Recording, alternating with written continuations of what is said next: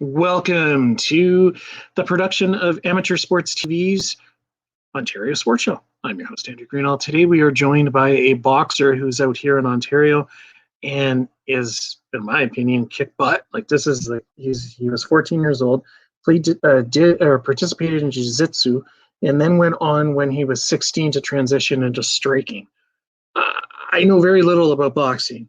I am so excited to have this show underway and talk to Ty about it. I like boxing. I did it when I was trying to lose some weight, and I can tell you, man, if you work hard at boxing, you will lose weight and you will gain muscle. So without further ado, here on the Ontario Sports Show, let's bring in Ty.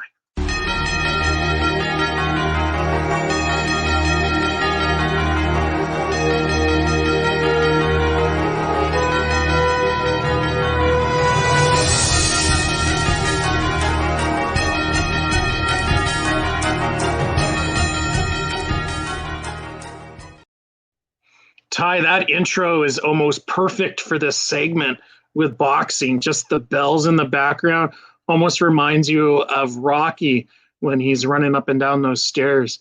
I'd agree.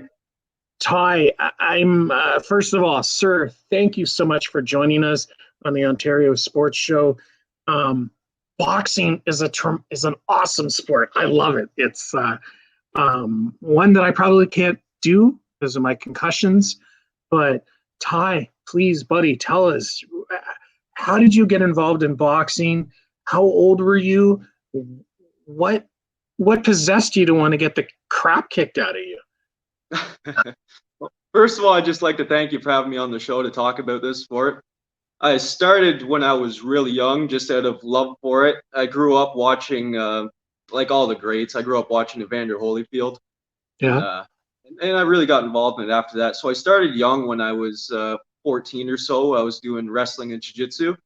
And then I started moving over into boxing and Muay Thai as I turned 16 or so. And got out of competitions when I was done wrestling. So what actually got me into striking was I was training with my head coach, Paul Martin, and we started together in Kingston, Ontario. So I started out with him doing Muay Thai. So we do a lot of kickboxing. We were traveling and competing quite a bit. And what started me in boxing was I was getting ready for a Muay Thai fight, and I got an injury in my knee. I tore my meniscus. So I didn't. Yeah, it's a rough sport. So I really didn't want to sit around, and I just started focusing on just working hands so I could still be somewhat ready for competitions. And then I just fell in love with boxing. So I kind of switched over to that. And I want to say 16. I've been focusing on just solely striking for a few years now. And I'm pretty lucky to have the team that I do. I've been with my head coach since day one. And we've been working on her ever since. So for those of us like myself that didn't understand anything you just said about striking and blah, blah, blah, what is striking? Is that like full-blown fisticuffs? What is striking? What does that mean? Exactly. So when I define things as striking, I mean, like wrestling you would define as grappling, jiu-jitsu you would define as grappling. When I say striking, I mean kickboxing, Muay Thai, boxing. So that's what I mean by solely just striking. No MMA, no wrestling, anything like that. Oh wow! So do you want to participate in MMA? I know what that is. Those are those crazy guys that fight in an octagon and exactly, yeah. usually get choked out because that's the only way they can beat their competitor. So is that something that you're looking at going into your future, or? I would definitely take that if that was offered to me. A lot of my friends, some of my best friends, are pro MMA fighters, and they do very well in Canada here. If that opportunity came up, I would definitely take it. I wouldn't say no, but I'd love to just focus on solely boxing. It's something I picked up really quick, and it's something I excel at. So that's my main passion, would be solely boxing, and that's what I'd like to move forward to, get into the Canadian ranks, and then make a name for myself.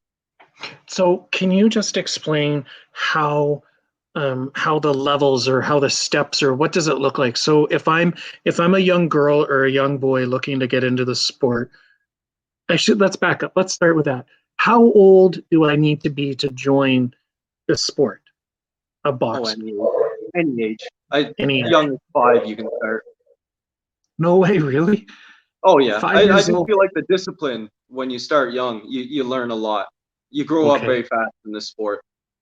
Okay. So any boy or girl can join 4, 5, 6 years old. Now, what do I need, or what type of mentality do I have to join and to become either in jiu-jitsu or boxing or even karate? Because in a way, all of those are combined. But you're now strictly doing like the fighting, right? So, but what skills do I have to have, or do I need any, or do I get trained? The biggest thing I would say would be confidence. You have to be confident in yourself, be confident in your coach, confident in your team, and then to be disciplined. There's a lot of work that goes into the sport. It's very difficult, but as long as you have the work ethic, sorry to lose you here, buddy. Yeah, Sorry, my man. screen fell over there. Live TV. Yeah, my bad. It's all But good. yeah, I would say the biggest thing would be discipline, confidence, and yeah, that's pretty much what'll help you get through the start. So, for those of us that have watched Karate Kid or even watched Rocky, you keep going into the thing of discipline. Discipline is in all sports. Yep. I'm assuming that in boxing, it's you would have to have a stronger knowledge of the discipline, because you guys can kill people if you hit someone in the right spot. So, is that the discipline you're speaking of, or are you speaking of discipline being it's a controlled action with a reaction where it can get worse? What I mean by discipline is in your work ethic. The work that you put in the gym, you have to come into competitions prepared. You have to come in shape and come in mentally prepared. Um, inside the ring, I 100% agree with you. It's a very dangerous sport, but that's why we put the work in. We have a lot of confidence in our refs and in our commission to make sure everything goes smoothly and as safely as possible. So I'm all over the board on this because I'm just excited we have a boxer on the show. And I appreciate it. Hey, it's my pleasure. I want to get the stories out there. Um, so I'm 4 or 5 years old. I go to my mom and my dad and I say, I want to try boxing. I've looked at it. I want to keep doing it. What Mhm. are the steps or the levels that are involved in it? Do I like? I remember in karate, I did do karate when I was young. It's like white belt, I believe, then yellow belt, green belt, red belt, black belt, or something. Is there that type of discipline in boxing per se? Not in boxing, no. We would just go by on. You can tell by skill level when you first start. So you'll start out with just the basics, and then as we move into competitions, you'll do what's called smokers or exhibition fights, and that holds nothing on your record or anything like that. It's basically a smoker would be you show up at another gym, like a rival gym, and you have a light sparring session or a heavy sparring session with one of their guys. I mean, Mm-hmm. it is an organized event, but it doesn't count towards your record, but it does help you grow. It'll build confidence as you start to go on. You can do, I don't know, 4 or 5 of those, and then you start to move into the amateur ranks. So you just talked about sparring. I know what that is. Of course. Seen it. So is that essentially like for someone that's like in a hockey position or in ringette or soccer, where it's like an exhibition game where maybe the coaches are watching you, or your trainer in your case would be watching you going, okay, Ty, these are the things we need to work on to get to the next level. We need to work on, protecting your face or getting them that quick jab. Is that kind of what these ghosts are, or sorry, you said it's smoke match. Is that Smokers. kind of what that is? Smokers. Yeah, exhibitions. You're absolutely right by saying exhibition games. Yeah, it's the exact same thing. And Oh, yeah, wow. so when you go in for a smoker, that's exactly what your coach is doing. They're seeing where you need to improve. They should know by the work ethic they put into you, because my coach, he taught me everything I know, right? So he knows what I'm good at, and he knows what I'm need a lot of work on. So when we go into competitions, we focus on exactly what we know we're good at, and then we can get our shots off, and then hopefully we have a good night. Now, please again forgive me. Of Do you course. guys do you guys watch? So if you're going up against Muhammad Ali, will you watch all? Hey, the only guy I know, him and Rocky. I respect it. Evander Holyfield, never forget. Yeah, Evander, I watched him too. So Evander, for example, would you and your coach or you and your teammates all sit down because Ty's getting ready for the next match, and you would watch his moves? And is there like strategization that comes out of that? Like, are you all sitting around with your notebooks, taking notes, and then going back out there? And then I'm assuming you'd have a sparring partner to help you train. So are those things that you guys would do together as a group, as a family type atmosphere and work? Like, how does that work with you guys? That's exactly right. So when we have competitions coming up, we try to get as much footage on our opponent as possible. Me personally, I don't do a lot of sitting down and watching. If I have a teammate that's going to fight, then yeah, I will do that. But I just put it more in my coaches and teammates' hands. They'll build up a game plan for me, and it's just up to me to go out there and execute. I know I'm going to put the work in the gym. Anything that my coach sees, and I put my utmost faith in him. Sorry, and anything that he sees that we're going to work on that I know will be successful in the fight. If something goes wrong during the first, second round, I'll still be confident enough to go back to the corner and know he'll tell me exactly how to correct it. That's so sweet. Ty, hang on, buddy. We got to take some commercial breaks here. When we come back, just so fascinated. Boxing is it's an awesome sport. It really is. It's mind over matter, and it's got a lot of different techniques. I want to talk about that when we come back, buddy. Please bear with us. We'll be right back, everyone.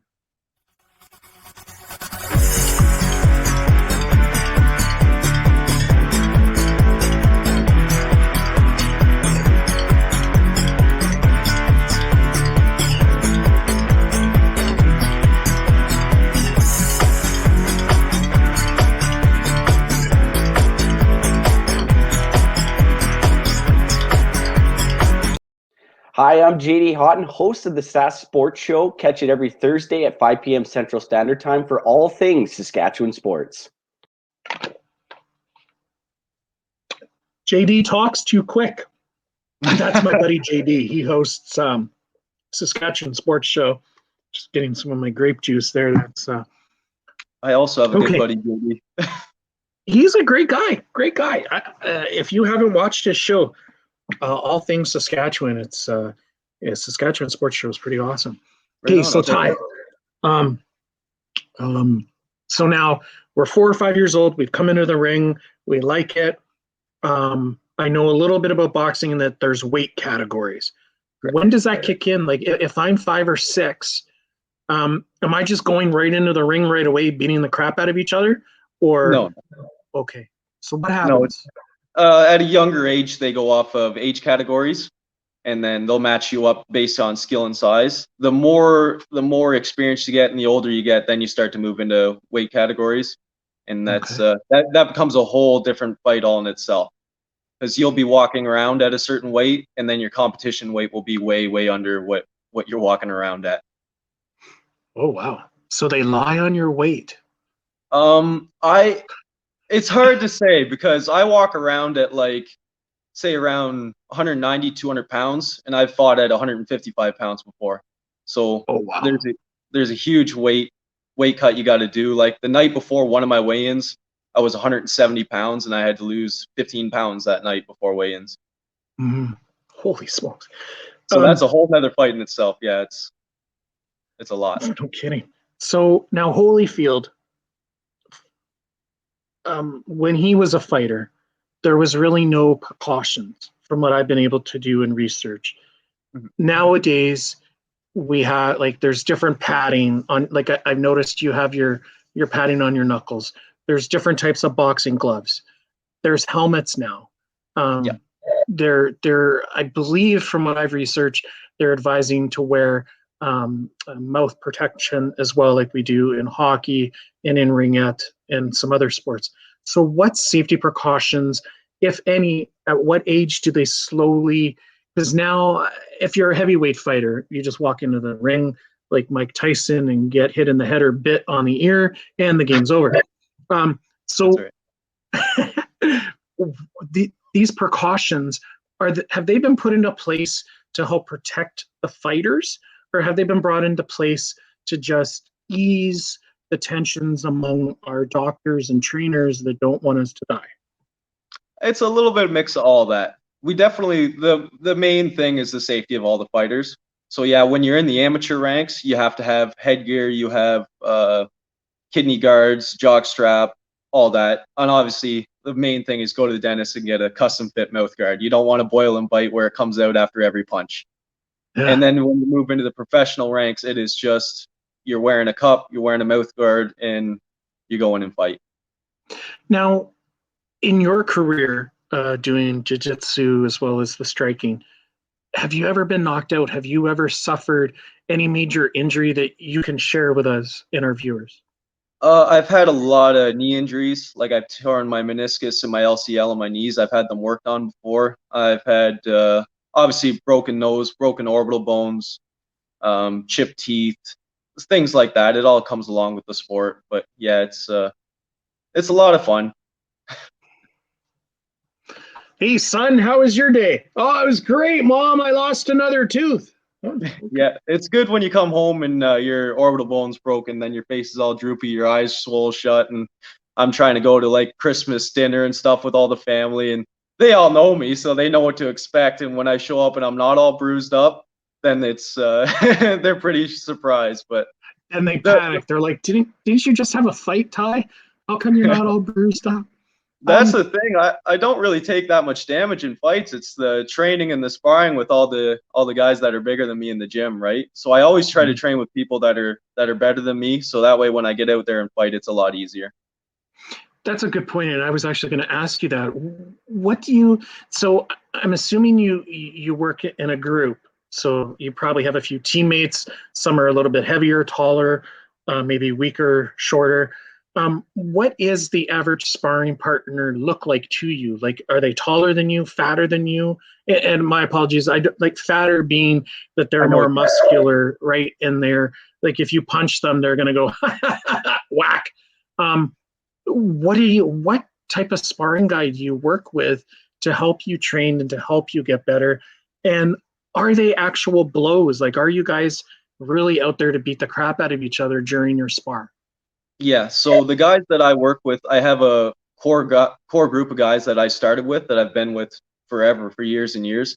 And when it comes to hard sparring, you really got to be comfortable with somebody before you get into that. But the sparring partners I have, yeah, when we go to get ready for a fight, we're fighting in the gym all the time. The guys that I spar with, my coach is ranked number 6 in Canada. He's a pro heavyweight Muay Thai fighter. I also train with one of my other teammates who I brought in to my gym as one of our coaches now, and he's a very, very, very strong guy. So when he punches me, my skeleton rattles, basically how hard he hits. So the thing I have on them is I'm tall, I'm long, I'm a lot faster, and my cardio is quite a bit better. So if I can outlast the first round, if I can survive, then the fight turns my way. Strategy. Exactly right. Yeah. Now, you brought up cardio. Yes. We've all watched the Rocky Balboa movies with Sylvester Stallone. Is it really like that? Are you guys really running upstairs, running after the ice cream man? What does a typical training thing look like for you? Oh, we do all that, man. We sneak into freezers and punch frozen meat and all that stuff. No, I'm just kidding. But yeah, we do. We do a lot of work, man. There's a lot that goes on behind the scenes. We're constantly in the gym. Every day I'm in the gym. Me and my coach opened up our own private gym. So every day I'm here, I put in work. We're constantly running. You wake up early in the morning, you run 5K. You're in the gym at night after work, late nights, and yeah, it's hard to sit down and say this is exactly what we do, because every day you try to switch it up. You don't want to get too complacent in your training. You constantly want to look for things to improve on. But yeah, you need cardio in this sport, otherwise you're not going to last. So with that said, what advice could you give a younger boxer that may be watching our show today? Like swimming, biking, what other cool sports or things that could you do to help integrate into boxing? You could do a mix of anything, really. The main thing I like to do is run, because it's mental. You're constantly pushing yourself. You keep wanting to quit, but it's a mental push to keep yourself going. And you will run into that into the fight. But the main thing I would tell a young boxer starting, just be confident. You're going to start, and I know it's going to start to come slow, but trust in your trainer, trust in your training, be confident, and be disciplined. So when you show up to the gym, know you're going to put in work, and then just trust what you're doing. You'll see the improvements as you go on. Now, you brought up that you guys are in a private gym. Obviously, for reasons we don't want to disclose where that is at this time. What is a typical day with you getting to the gym? I know we caught you today halfway getting ready to get into your sparring, but what is it typically like? So you show up, you're there after work. Yep. What do we do? How do you get prepared? How do you get ready? So I show up, I unlock the gym, I come in, and then I wait for everybody to get here. So we all wrap our hands. You start skipping, maybe do some shadow boxing and stuff. You get on the bag for maybe 6 rounds. You do some bag work, get on the speed bag, double end bag, and then I usually get my coaches to do some pad holding. We'll do some different drills, different training techniques. So say if we have an opponent coming up and we see tendencies in him, I will get one of my training partners in the ring, and I'll get him to try to emulate what that guy's doing, and then we'll just drill that over and over and over again. Like, say, example, he leaves his hand down, and I can break his guard with my left hand straight. I'm going to drill that over and over and over and over again. Now, one thing that is pretty obvious, and if people haven't figured this out yet in the show, it's a lot of mental aspect of being a boxer. Cardio, mental, and quickness. And even in a lot of sports, you got to be quick on your feet, but in boxing more so. What secrets can you tell us have kept you away from getting your bell rung? Just confidence in what I do. So I am very well aware when I step in the ring, I know what the consequences are, but you just got to keep that in the back of your mind. You can't let that keep creeping forward and think, oh, this guy can beat me, or I might get hurt, or oh, my friends and family are there watching and I don't want to embarrass myself. I don't put any of that into my mind. I just trust what my trainer taught me to do, and I know what I can do. So when I go out, the only thing I'm thinking of is just beat the guy up, stick to my game plan, pressure him, and then hopefully it goes my way. Now, for anybody who doesn't know, most rounds are 12 rounds, most. What do you fight at, and how many rounds do you typically go? A 12-round fight would be a professional world championship fight. So it would take a long time to get there. That'd be a dream. I would love that. But no, when in the amateur ranks, we fight 3-3-minute rounds. Wow. 3-3-minute rounds. So 9 minutes. 9 minutes of getting the crap kicked out of you. Well, Ty, I'd hate to meet you in an alley. I feel like I'm a pretty nice guy, to be honest with you, man. You don't really have a lot of aggression when you're walking around the streets. I get beat up enough in the gym, and I try to give it back as much as I can. So, no, I'm pretty easygoing guy, and I'm easy to talk to. I like to think so, anyways. That's not what your trainer told me. No. Yeah, well, don't listen to him. He's mean. Yeah, right. What drives you to continue to do this? Like, obviously, because you've been in it for so long, you've done jiu-jitsu when you were younger and you've grown into this. But what keeps you in the sport? Is it the challenge? Is it the adventure? Is it wanting to get to the next level? What keeps you coming back for more? My love for it, and I definitely want to continue to grow, get to the next level. There's a lot of things I really want to accomplish in this sport, and especially I'd like to do very well in the amateur ranks, build a name in Ontario and the Canada leagues, and then eventually go pro would be my dream to do. There's a lot of guys that I watch that I think I match up with very well in Ontario, so I'd like to get fights with them. And then the more you watch the pros, it's always a dream, right? So it's something to work for. We got to take another commercial break. I'm going to touch on that more when we come back. We'll be right back. More with Ty.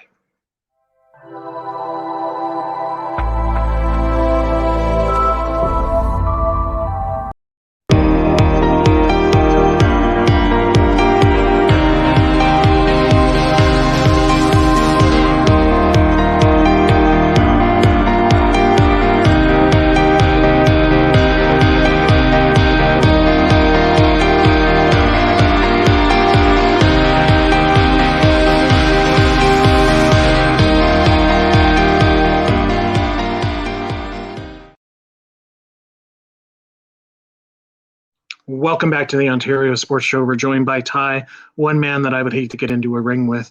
Um, Ty, what? I'm trying to think of how to word it, but it's just so fast. It's fascinating to me that, for one, this is a sport. It's evolved in the years that it's come along. What, what does a typical weight class in competition look like? So for you to advance, what do you have to do to advance? Like, how do you get to that next step? I mean, it's constant improvement when you're in competition. So it's basically get out there, get some wins, and be in a weight class that you're comfortable at. So a lot of people cut way too much weight, like I've done in the past, and you just drain yourself out. And you stand on the scale, like cut 15 pounds in one night, just water weight, and then you have to do the face off where you pretend to look tough to your opponent. Meanwhile, neither you can fight your way out of a wet paper bag at that point. And then yeah, it's just getting comfortable in it, really. And then the more advanced you start to get, you'll start to move up weight classes, and then your body will start to fill out, and the more you develop too. So my dream would be to compete at heavyweight, and my coach keeps telling me, no, never, ever, ever. But that's an argument we go back and forth about. I just feel like I have the speed advantage is all. I know they hit hard, but it's just a challenge that I'd love to try. So, heavyweight, lightweight, I know a little bit about some of that. That's weight classes, correct? Correct. So, are you nuts? Why did you want to go into heavyweight? Correct. Yeah.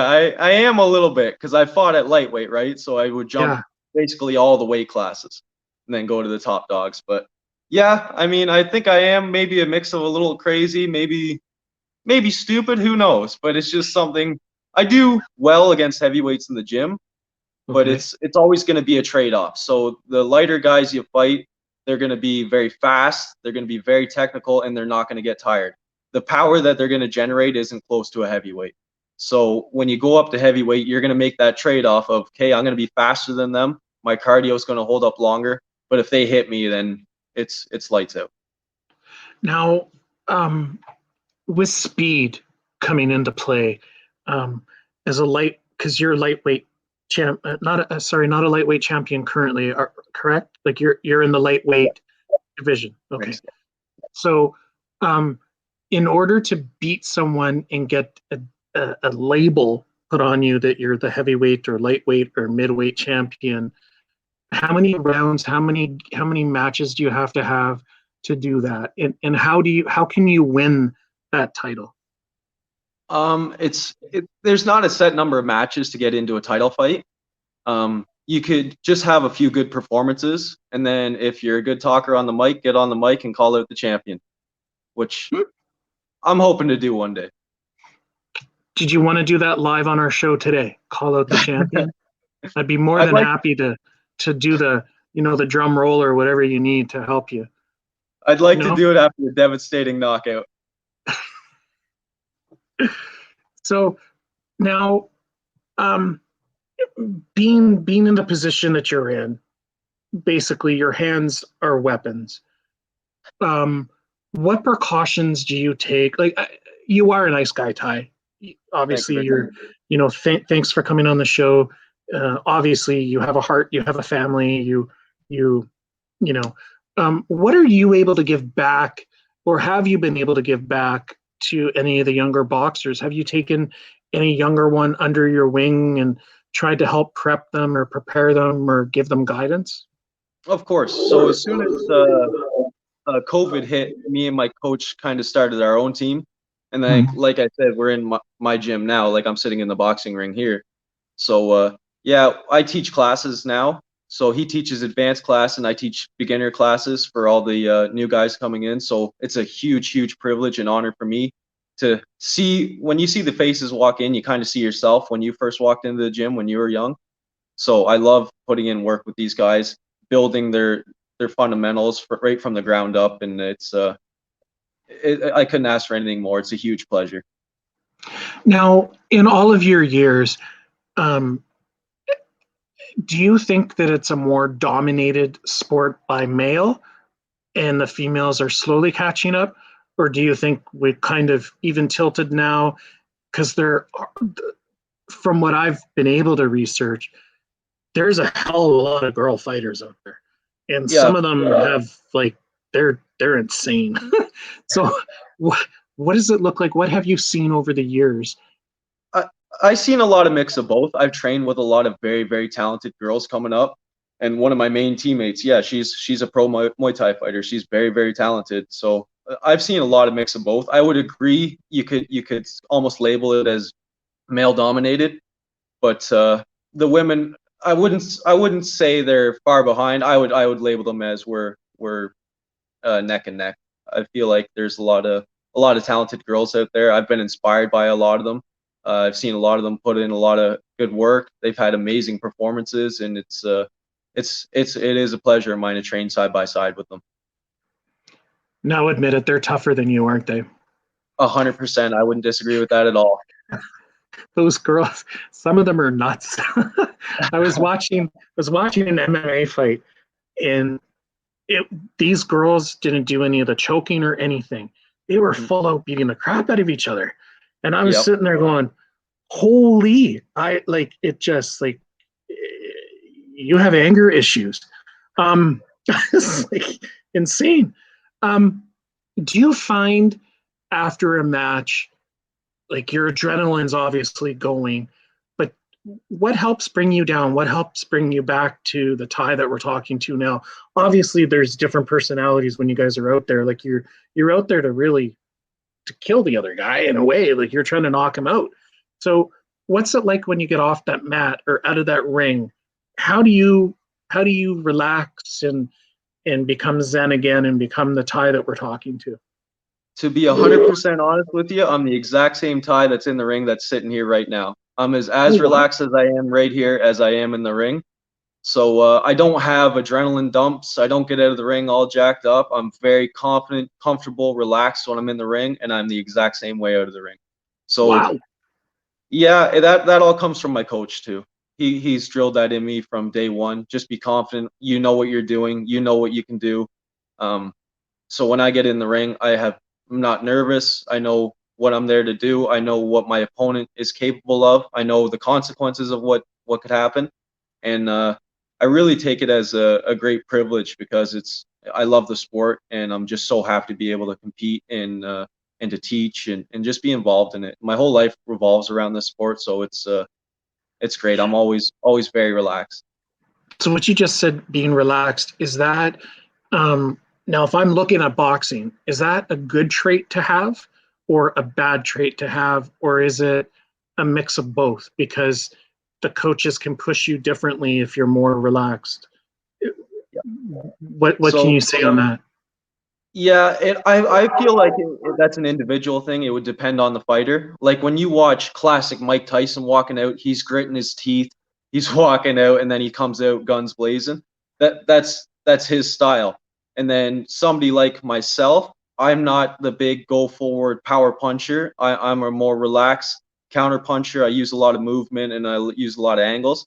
So I bank on my opponents being very angry and coming after me. I want that. I want them to come swinging and try to take my head off so I can counter. Wow. And I have to be relaxed for that style. I can't be all worked up and tense, and I have to be relaxed and I got to flow. So, that's a pretty good point to bring up, that if you're, I guess really, if you don't let it get to you, you're able to control the situation, right? Because they're going to come at you arms a swinging and spitting and everything, and you're like, okay, come on, man, I'm cool, and they fall over. Referees play a lot of part in the match. Do you have a favorite ref that you've given them a pat on the shoulder and said thanks for that or anything? I can't really say that I have. I'm not saying I don't appreciate what they do because they're out there keeping us safe. But no, I just let them do their own thing and just keep control of the match, especially if I'm in there with somebody wild that tries to bite my ear off. No, I can't say I've really sat down with a bunch of them and had a lot of conversations. The only thing I've sat there with is the pre-fight warm-ups and everything. Just they let you know the rules and all that. But no, I let them do their own thing, and thankfully they let me do mine.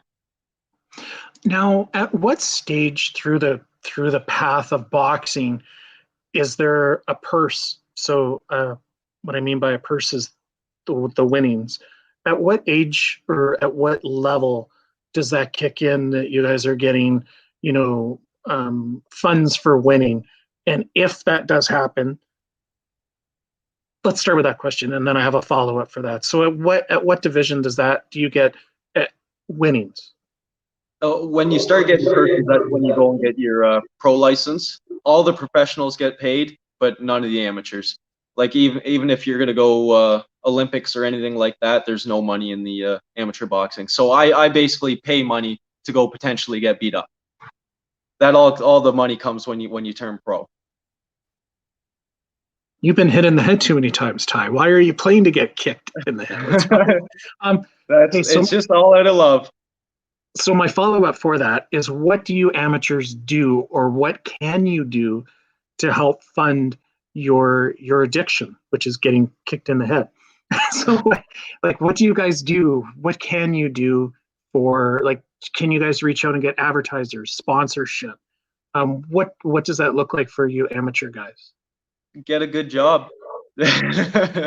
No, but yeah, a lot of it does come from you, but you can also go around and get sponsors. There's a lot of people out there that do sponsor us amateurs, which is a huge help. Anything helps, especially in the amateur ranks, because you have to pay to get your license, you have to get your medicals done, the cost of hotels and everything. We cover all that, right? And that's where your coach comes in too, because he pays out of pocket if you're an amateur, and you appreciate that a lot. You just brought up medicals. What you guys have to pay for, medicals, like you're going for your class 1, or here in Ontario it's called the AZ license. You guys have to go get medicals? What's that? Of course, yeah. So we got to go get our blood work done to make sure that we don't have any infectious diseases, anything like that. Make sure we're not on any performance enhancing drugs, and then make sure you're actually fit to fight. So you could have, when you go in for your medicals, you could have heart issues or something, and we can't have anybody out there gonna take a fight like that. Like, I've showed up to competitions before where people have been dishonest on that, and say they had epilepsy and they are having a seizure backstage before they're gonna go out and fight. No way. Yeah, that's happened to a teammate of mine. Not my teammate, but one of her opponents. That's life threatening. That's not good. They could have died in the ring. Exactly, yeah. And you brought up performance enhancing drugs. Obviously that's been under the microscope throughout the Olympics, throughout amateur sports. It's always out there. What do you do to try to stay away from that type of stuff? I know that it's hard. Sometimes you guys have to take an Advil or an aspirin, or go get the T3s from the doctor, the Tylenol 3s, because of an injury. But what does your trainer, what does your coach do to try to help you stay away from those drugs that are going to set off the alarms everywhere? You just surround yourself with good people. You should know who you're around. And of course, they're everywhere in this sport, right? They're everywhere in all sports. You're always going to get offers. And the main thing I would think is just know who you're around. Surround yourself with good people. And if people are around there doing that, maybe separate from them a bit. Yeah, try to find some new friends. Exactly, yeah. I'm very lucky to have the team that I have. Yeah, we got to take another quick commercial break, buddy. Bear with me. We'll be right back, everyone. Why go solar? Solar is better than ever. Our revolutionary design and inverter equipment with the latest in solar panel technology for the ultimate in-home and business security. That's right, I said security. Grid security and security of your home are linked. Fortify your future today with a battery backup system. No maintenance. Quiet running. Did you know in Manitoba, grid-connected, off-grid, and battery backup systems are 100% right off in the year you purchase for any company or farm? Do you want to back up your internet, keep your tills running, and the lights on? we can install a system that is right for you, with battery backup fully capable of taking on all those essential loads and keeping you running. When you call our experts at Evolve Green, ask about getting your free energy audit today. Call or email today to find out what system works best for you. 1-866-5EVOLVE or support@evolvegreen.ca. Also, be sure to check out our website at www.evolvegreen.ca.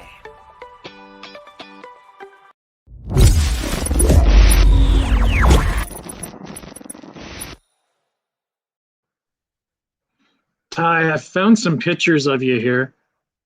Is that you getting hit in the head, or is that you giving a guy a hit in the head? I don't think that guy hit me when I fought him, to be honest with you. Oh. So Yeah, who look is at that. this guy, and which one is you? I'm the one throwing the punch, and I forget who that guy's name is. But yeah, that was a crazy weight cut the night before. That was me fighting at 155 pounds. You can see I'm all sunken in. I don't look very healthy there. Yeah. So yeah, you. Yeah.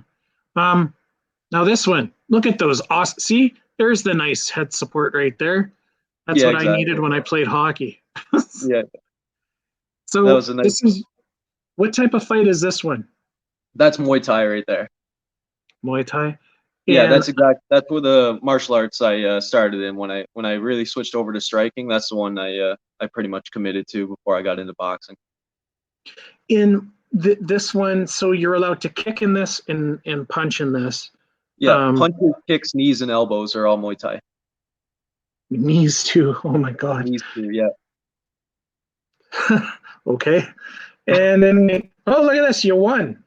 Oh yeah. Wow. That guy still looks dazed and confused. I don't think he knows what happened to him. He's just staring up at the screen, poor guy. Yeah, that was a rough 3 rounds. So that was the 3 rounds? Yeah. Wow. It's boxing, everyone. It's your choice if you want to go get kicked in the head. Ty, wow. Amazing. So,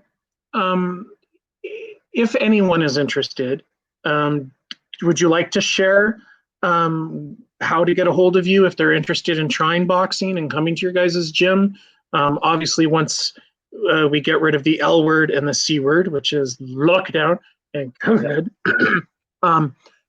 did you want to share that with everybody if they're interested in boxing? Yeah, for sure. So me and my coach have opened up a gym. It's called Savage Muay Thai. So he teaches Muay Thai and I'll teach boxing some days a week. So we're located in Kingston, Ontario. You can either get a hold of us on our Instagram page, just at Savage Muay Thai. We have a Facebook page at Savage Muay Thai, or you can message me direct in my on Instagram is Ty Voigt 94. Nice. Ty, this is so cool. When's your next competition, and can we make a plug for you and maybe talk to you after that?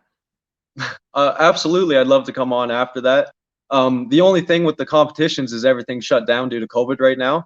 Oh. So I'm staying in shape. As soon as it opens up, hopefully I'm going to be on the very first card back. But yeah, I'd love to give you a date because I hate staying in shape just to stay in shape. But yeah, and as soon as it opens up, I was going to get ready for I forget what the date was, but it was coming up soon, and then we went into another 28-day lockdown. So I had one of my coaches message some people in the States in Florida, so they have a fight card coming up. I might go fight out there, but I'm really hoping something opens up in Ontario soon. I'd love to come on afterwards and talk about the victory, because let's face it, I'm not going in there to lose. Yeah, that's right. Good attitude. Good attitude. I would love to have you back on the show, Ty. This is it's a first for me, interviewing a boxer, and I'm so delighted it was with you, an amateur boxer who's working his way up the ranks to, get to that pro side. It's been so cool to have you on the show, Ty. Thank you so much. Please don't go anywhere, buddy. We'll be right back with you. Hang on. Everyone, thanks so much for watching Ontario Sports Show. So glad you're able to join us today. Ty, I can hardly wait to have him back on the show one day just to talk about a fight that he had and how it went. Thanks again, everyone, so much for joining us today. Take care, and we'll see you all next time on Amateur Sports TV.